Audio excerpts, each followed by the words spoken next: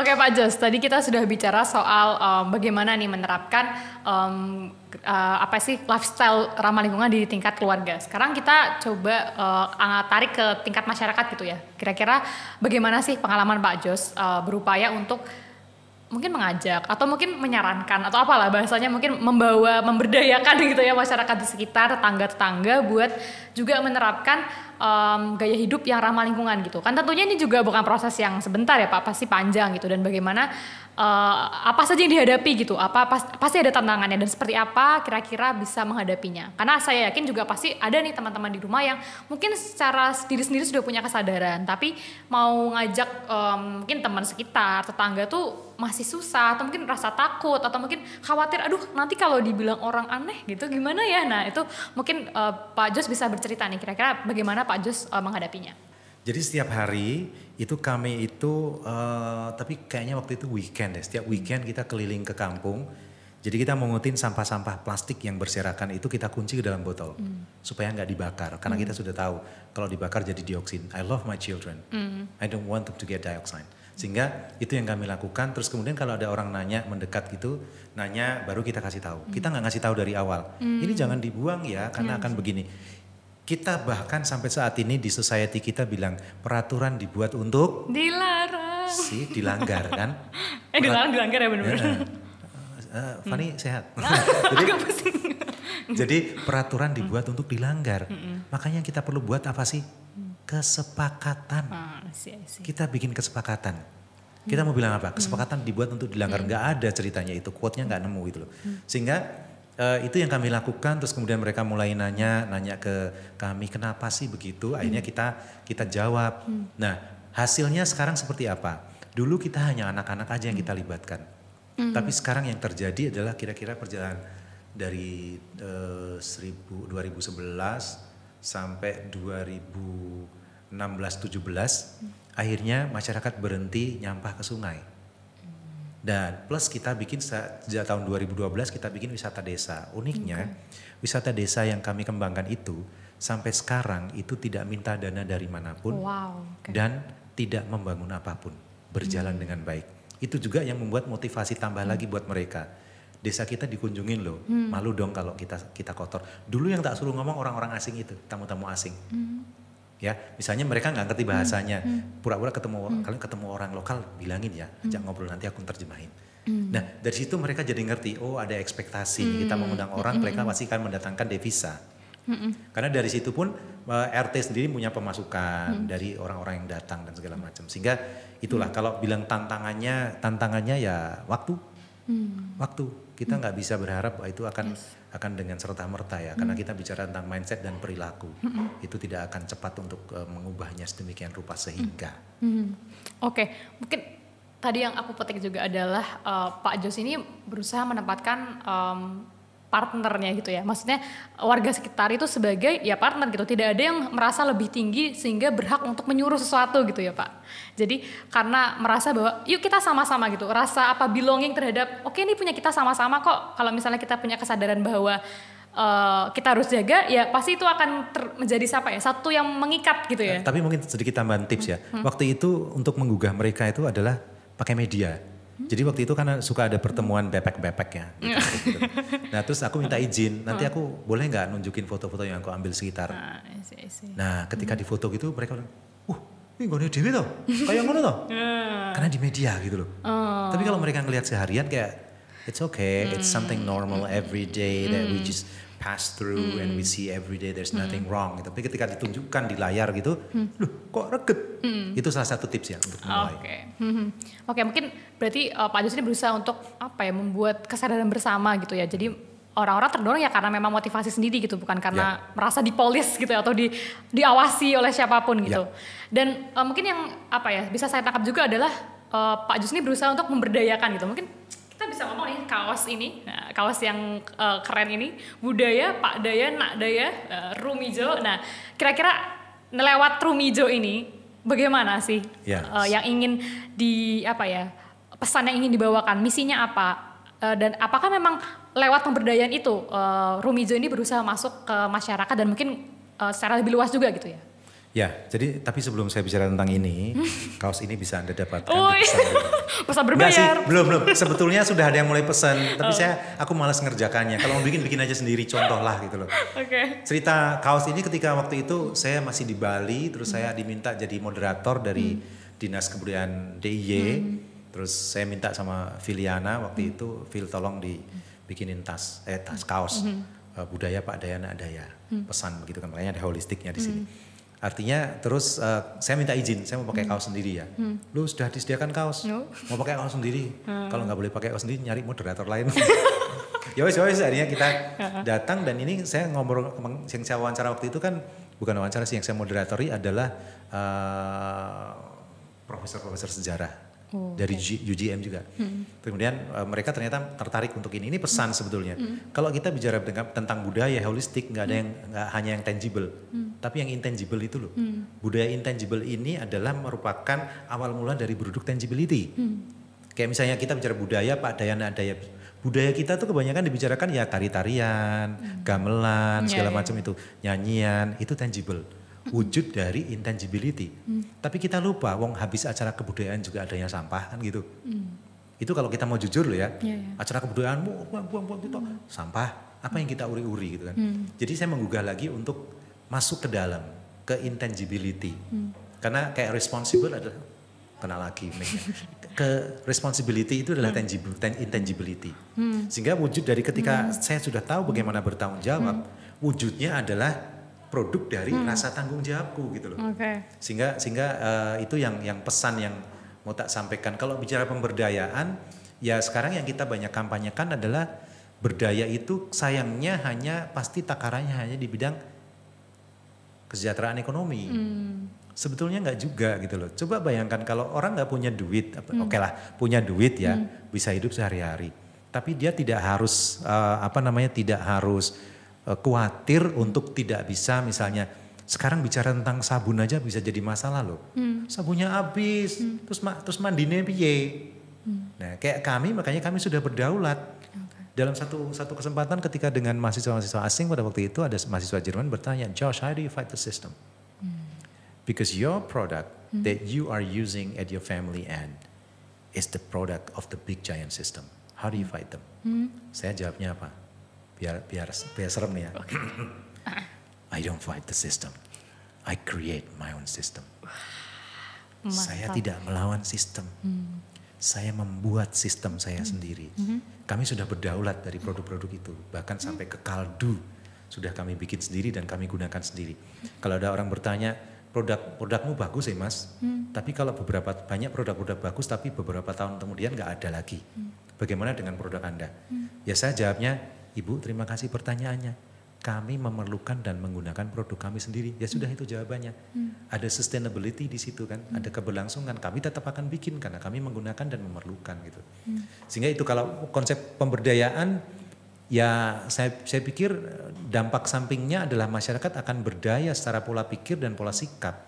Dan itu akan lebih gampang membawa mereka kepada pemberdayaan yang berikutnya. Tapi jangan lupa pemberdayaan itu adalah berdaya, bertahan, berdaulat. Harusnya ke situ, kedaulatan. Oke, wah keren banget ini, jadi kayak kuliah negara juga ya. Dalam negara.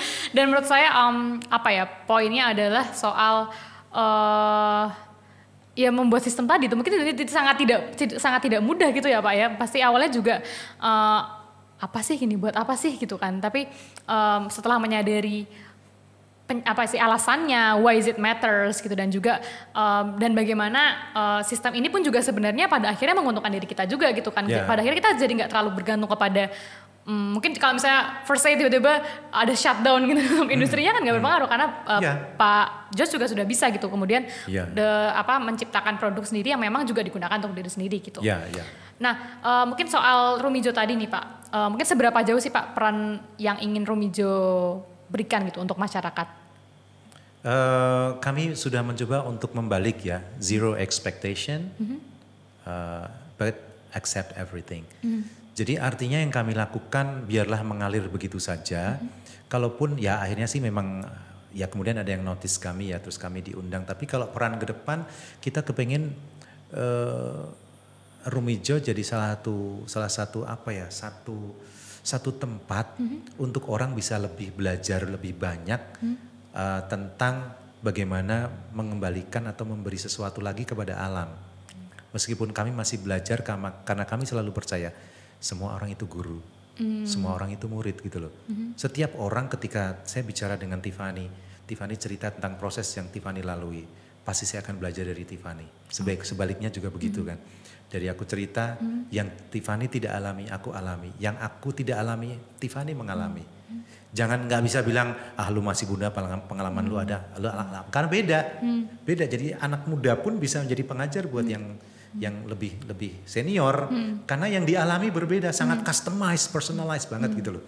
Sehingga kalau ya tadi kembali ke harapan, kami sebetulnya ya zero expectation ya. Bahkan kami mencoba untuk tidak punya harapan apapun, kami hanya bisa berharap untuk diri kami sendiri, kami untuk terus melakukan, dan kami kalau dianggap itu sebagai yaitu do, share, inspire, bahkan do tanpa share bisa inspire loh. Kalau kamu sudah melakukan tanpa kamu bagikan pun orang melihat kamu akan terinspirasi. Tapi kalau emang itu menjadi satu inspirasi ya kami hanya ikuti langkah kami, follow our steps. Hanya itu yang bisa kami lakukan. Karena if you think that you are happy because we don't trash and it makes you happy, then make other people happy. As simple as that gitu kan. Ya itu tadi kami coba nggak punya ekspektasi apapun, tapi kalau secara itu ya kalau kita dianggap menginspirasi dan kita dianggap mau berbagi ya oke, kita akan bagikan gitu loh. Tidak berharap untuk orang akan mengikuti, tapi paling tidak ini satu ilmu tambahan yang aplikatif. Karena berawal dari kami do kan, sehingga mereka bisa bertanya apapun dan kami akan bisa jawab. Bahkan produk-produk sekarang yang jadi produk kami itu kami sangat bisa menjelaskan. Kami membuat sendiri dengan konsep urip iku urup dan kami juga kemudian mempergunakan sendiri. Kita bisa jadi holistic consultant untuk produk kami gitu kan. Kira-kira begitu, mudah-mudahan terjawab. Oke. Berarti memang menekankan kepada kembali lagi nggak ada ekspektasi untuk saya ingin mengubah daerah saya menjadi zero waste sampai tahun sekian gitu ya Pak. Pasti bukan apa sih yang sangat saklek gitu lah ya bahasanya. Mengusulkan, memberi ide iya.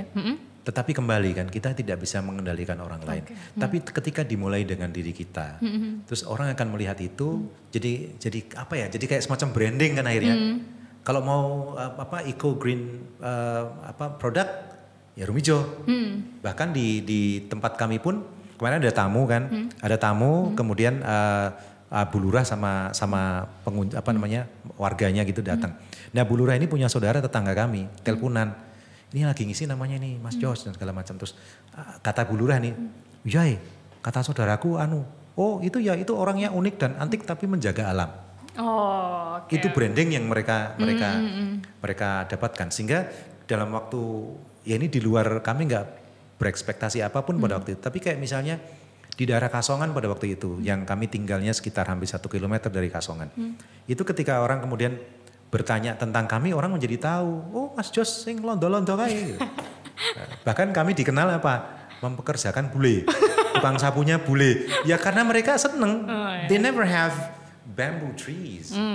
They never have dried bamboo leaves lying on the ground gitu. Jadi ketika sapu dong, itu mereka sangat bangga. Aku kayak kita lah. Aku nyapu daun maple. Kan same thing gitu kan. Aku bahkan di foto dan video. Ini aku lagi nyapu daun bambu. Terus, bahkan mereka kayak misalnya makan di meja makan, backgroundnya bambu gitu tuh. Kadang mereka video call gitu kan.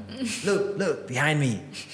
Bamboo trees dan segala macam itu jadi satu discovery tersendiri ya.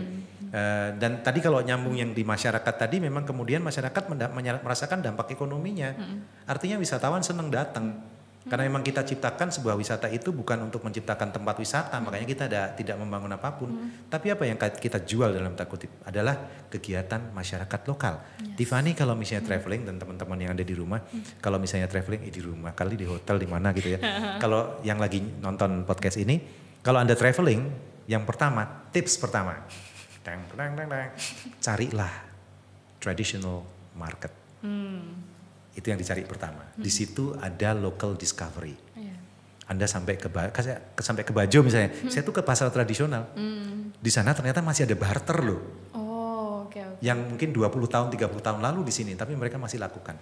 Dan apa yang local people konsumsi, apa yang mereka makan tuh ada di situ. Dan kita bisa ngomong bahasa lokal di situ ngedengernya, bahasa pasar lah istilahnya. Karena keunikan dari wisata adalah orang-orangnya, masyarakatnya. Karena masyarakat itu membawa satu culture, satu kehidupan sosial yang kita nggak dapat. Kalau kita hanya ke landmark, misalnya kita ke Stadion Barca misalnya di Barcelona, foto gitu, ya kalah bagus sama yang sudah ada di Google. Keterangannya sudah ada. Tapi bagaimana ketika di Barca Anda ketemu sama misalnya Alejandro atau Pedro gitu ya. Hey, come, I'm Pedro, I work here. I work as a lighting controller. Come to my office. Coba bayangin, Tiffany diajak ke office-nya Pedro, terus mainan lighting. Ini loh kalau lagi game tuh ini lightingnya klak-klak. Tiffany, you wanna try? Wow, itu Tiffany.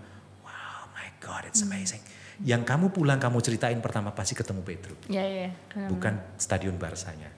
Nah, itu salah satu yang apa namanya discovery sehingga kita bisa menjadi traveler yang bertanggung jawab. Karena salah satunya memang kita kan ada edukasi tentang apa namanya responsible atau sustainable tourism, yaitu sosial, budaya, lingkungan, dampaknya ekonomi. Secara sosial apa? Ya bagaimana kita menghargai sosial di situ, tidak mencerabut, tidak sok tahu gitu yang kemudian enggak gitu, kalau makan itu tuh kayak gini nih, harusnya kayak ini pakai sumpit segala, nggak bisa gitu. Justru you have to immerse to the locals gitu kan. Dan volunteer yourself, itu salah satunya. Kamu bisa volunteer menawarkan. Bapak saya akan stay di sini selama 3 hari. Apa yang bisa saya bantu? Saya ingin belajar dari masyarakat setempat. Nah itu salah satu yang bisa dilakukan. Oke? Ya mungkin ini juga tadi apa ya menjadi penekanan adalah lagi-lagi ya soal value, soal budaya, soal yang nggak terlihat itu yang sebenarnya intangible. Yang sebenarnya perlu ditularkan dan itu justru yang menjadi important things-nya. Kita percuma misalnya punya tugu kebersihan tapi tidak ada budaya membersihkan ya buat apa gitu ya Pak. Nah mungkin ngomongin lagi dari soal peran Rumijo tadi udah. Nah kan Pak Jos ini juga sebagai salah satu leader di Jiwo Bakulan. Apakah ini juga yang berusaha dibawa juga lewat Jiwo Bakulan? Soal value ini, soal budaya-budaya ini apakah juga berusaha Pak Jos bawakan dan sebenarnya boleh deh Pak ceritakan itu. Iya, mau jawabannya yang mantap atau biasa? Kalau biasa yes, kalau mantap yang Jos. Yes, ketes. Hell yes gitu. Akan saya bawa ini ke dalam nanti pada perilaku ekonomi sirkular juga. Karena breakdown dari ekonomi sirkular itu ada di dalamnya ada wellness tourism. Ada praktik ekonomi yang sirkulatif, banyak sebetulnya, sampai kepada apa namanya circular lifestyle, kembali ke yang paling kecil gitu ya. Sehingga ini memang akan kita bawa ke sana dan happy to announce bahwa kita akan bekerja sama dengan PSPD ke depan untuk membuat pasar komunitas ekonomi sirkular perdana mungkin di DIY kerjasama dengan Jiwo Bakulan. Stay tune ya. Jiwo Bakulan adalah desa planner kami. Oke. Nah itu kira-kira yang dikerjakan apa saja Pak dan bagaimana mungkin menerapkannya gitu dari praktik-praktiknya ramah lingkungan melalui Jiwo Bakulan itu? Pertama, kita sekarang mencoba untuk kurasi atau belajar bersama tentang green packaging. Paling tidak kalau kamu belum bisa packagingnya belum bisa dirubah, paling tidak elemen plastik dikurangi. One step at a time ya. Sama di Jiwo Bakulan nanti ketika kita bikin pasar komunitas ekonomi sirkular dengan PSPD dan pemerintah desa, kita mencoba untuk konsisten bahwa semua tenant itu kita bikin kesepakatan. Apakah kita nanti akan sama sekali tidak memberikan tas belanja supaya orang bawa tas belanja sendiri, atau kita bisa sirkulasi memakai tas plastik kresek bekas. Ya, kita sirkulasi tapi dengan pesan juga. Artinya kita tidak memberi yang baru. Tapi dengan pesan bahwa pakai ulang ya. Ini kami dan itu nanti perannya misalnya ada master of ceremony itu selalu menyampaikan. Ini tujuan ditulis dulu ketika mau datang rules-nya, do's and the don'ts. Itu harus jelas dulu. Kalau mereka lupa misalnya, wah aku nggak bawa tas sendiri. Next week ya kita ada lagi. Sekarang kalau mau makan di sini. Atau misalnya ada yang perlu dibawa, kita kasih ide gitu loh. Ada ide solusi. Bawa motor nggak? Bawa, taruh di bawah jok deh, kali bisa gitu. Misalnya kayak gitu. Jadi ya itu hal kecil tapi harus dimulai untuk membawa ini ke depan. Ya kalau tidak kita ngalah lagi tidak akan dimulai. Hal kecil itulah yang akan kita mulai untuk membicarakan hal yang lebih besar gitu. Tapi ini harus dilaksanakan. Salah satunya seperti itu. Green packaging terus kita kampanyekan. Oke, berarti memang penekanannya bahwa di sini tuh para pemilik usaha juga bisa kok berperan gitu ya Pak. Kita nggak semata-mata bahwa manut yang beli aja lah gitu. Tapi di sini yang ngelit adalah bahkan pemilik usahanya sendiri gitu ya untuk juga menerapkan praktik-praktik yang ramah lingkungan gitu. Jadi menarik banget. Tadi dari pembicaraan aja kita udah belajar dari bagaimana mengajak lingkungan sekitar. Terus habis itu kita udah ngomong juga bahwa memberdayakan masyarakat itu mungkin aja selama kita memang yang kita berikan adalah value gitu. Kita bukan menjadi polis yang berusaha untuk menunjuk siapa salah siapa benar gitu ya Pak ya. Tapi yang penting kita kasih contoh, kita beri pemahaman, kita kasih rasa kebersamaan gitu, keterikatan bahwa all of this belong to us gitu. Jadi kita harus sama-sama jaganya gitu. Nah, jadi menarik banget. Dan ini juga bisa jadi contoh juga mungkin buat para pelaku usaha gitu yang mendengar bahwa kita juga bisa kok menjadi aktor yang berperan untuk transisi gitu dari yang tadinya perilaku linear yang sangat terbiasa dengan sekali pakai, tapi juga transisi ke gaya hidup yang lebih ramah lingkungan. Jadi it's a lot of message here and semoga sampai juga ke para pendengar gitu. Iya. Dan kita juga sekarang menjadi konsultan green packaging loh. Pesan sponsor lagi. Ini lama-lama kayak pesan di bawahnya nambah nih. Running text-nya nambah gitu. Enggak, artinya di konsorsium perekonomian sirkular Indonesia itu kami juga happy untuk bisa berbagi sama-sama supaya sama-sama kita mengajak untuk melakukan tindakan ekonomi yang sirkulatif gitu.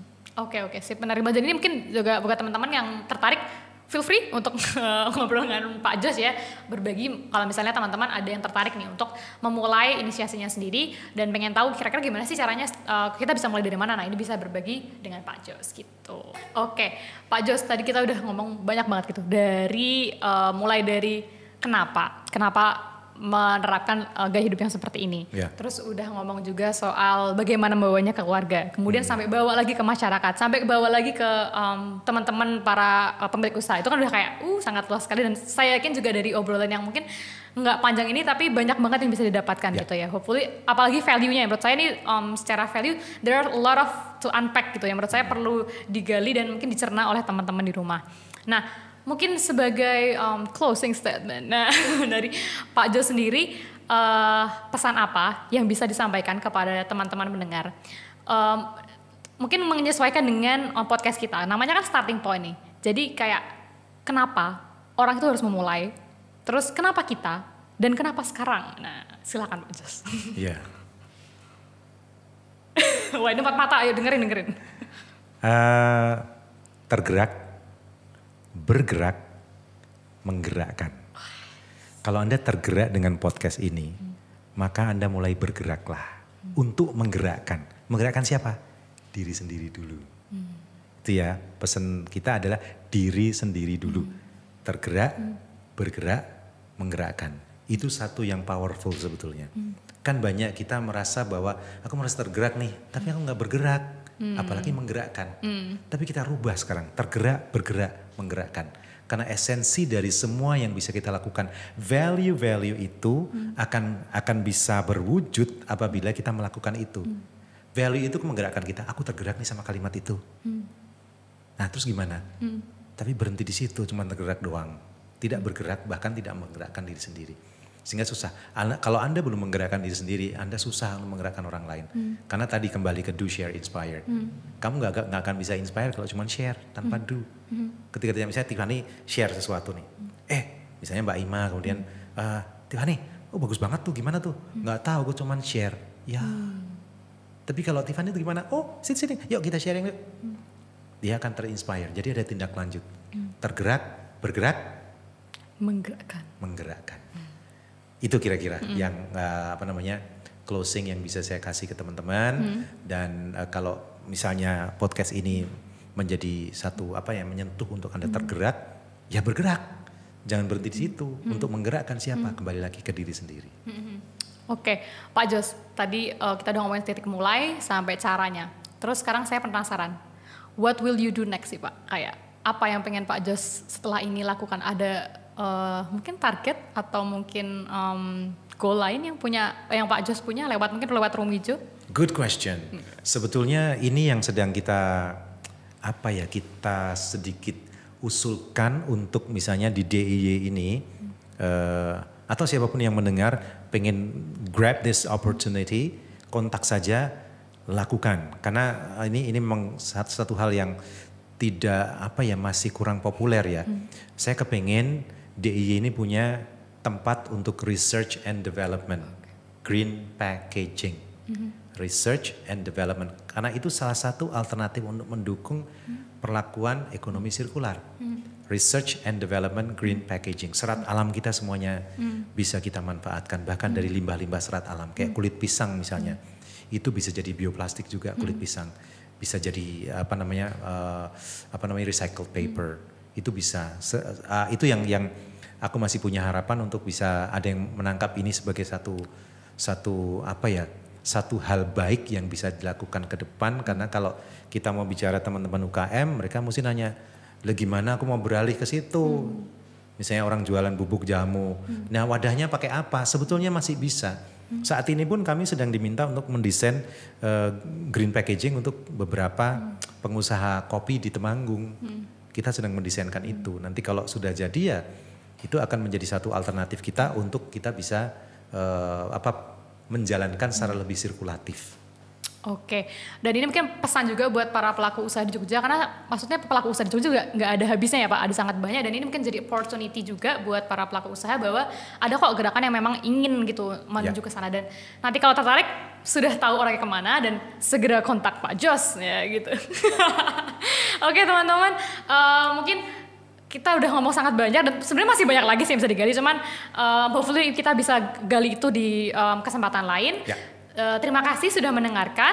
Saya Tiffany Tiara. Saya Josh Handani, temannya Tiffany. Terima kasih banyak atas atensinya. Tergerak, bergerak, menggerakkan. Yap. Jadi jangan lupa itu dicatat. That's the underline of the whole conversation. Dan sampai jumpa di episode selanjutnya. Sampai jumpa. Tek. Ayo.